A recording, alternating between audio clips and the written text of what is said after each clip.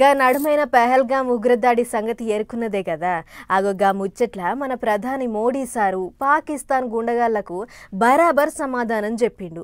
Operation Sindoor పేరుతోని మళ్ళోసారి India తెరువు రాకుండా చేసిండు. అయితే దేశం అంతా గణపతుల పండుగ నడుస్తున్నాయాల ఈ పాత ముచ్చట మళ్ళీ ఎందుకు చెప్తుర్రు అని అంటే, ముచ్చట పాతదేమో గాని భక్తుల పాయరమే మస్తు కొత్తగున్నది. ఇక చూడు రాదుర్రి గణేష్లను ఏ తీర్ల పెట్టిర్రో.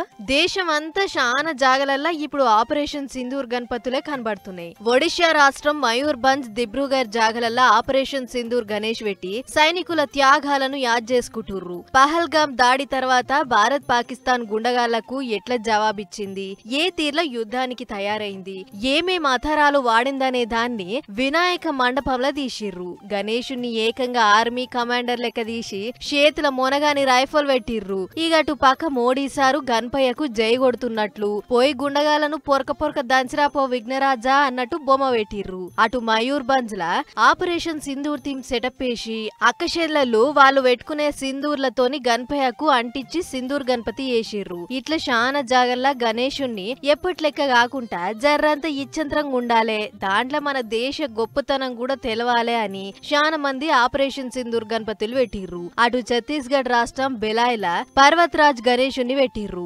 మనుషుల అక్కర కోసం కొండలు గుట్టలను పగలగొట్టేస్తుర్రు కాబట్టి అట్లా కాకుండా నా మందమన్నా జాగుంచుర్రి అని దేవుడు చెప్తున్నట్లు గీ తీర్ల పర్వత్ గణేశుని పెట్టిర్రు. ఇటు ఏపీ విజయనగరం జిల్లా బొబ్బిలి చీపుర్పల్లిలా దశావతారం వినాయకుని పెట్టిర్రు. ఇక చూడర్రి 10 తలలతోని 10 గెటప్లేసి ఎట్లున్నాడో గణేశుడు. వేసిన మండపం సినిమా సెట్టుకు ఏమాత్రం తక్కువలేదు. శ్రీకాకుళం జిల్లా పొనుగుటి వలసల ఈఫిల్ టవర్ల వినాయకుని పెట్టిర్రు. అటు నెల్లూరు జిల్లా కలువాయల గణపయ్యను నోట్ల కాయిదాలతోని అలంకరించిర్రు. గిట్ల ఒక్క తానా అని కాదు, దేశం అంతా వెరైటీ గణపతులు శాన్నే పెట్టిర్రు ఈసారి.